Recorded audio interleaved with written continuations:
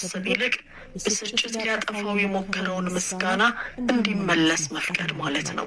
ይቅር ስትል ሌሎች ይገባቸዋል ብለህ ሳይሆን ሰላምህ በእርሱ ላይ የተመሰረተ በመሆኑ እኔ ሰላም ማግኘት ይገባኛል በማለት ነው።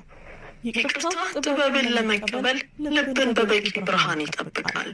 ይቅር አለማለት ግን ከማይጠቅም ነገር ጋር ልብህን ያያይዘዋል። ሁልጊዜ አንድን ሰው ከጥላቻ ፈተህ ስትለቀው ልብህን ከቂም መርዝ ትጠብቃለህ። በሕይወት ጫጫታ የልብህ ድምፅ እንዲሆን አትፍቀድ። የምትሰማውን ስትጠብቅ የሚሰማህን ትጠብቃለህ። የሚሰማህን ስትጠብቅ የምታምነውን ትጠብቃለህ። የምታምነውን ስትጠብቅ ፍጻሜህን ትጠብቃለህ። ጠላት እግዚአብሔር የተናገረውን ማቆም እንደማይችል ያውቃል። ስለዚህ የምታምንበትን ቦታ ለመበከል ይሞክራል። ጥበቃውን ለማዳከም ትኩረት የሚያስት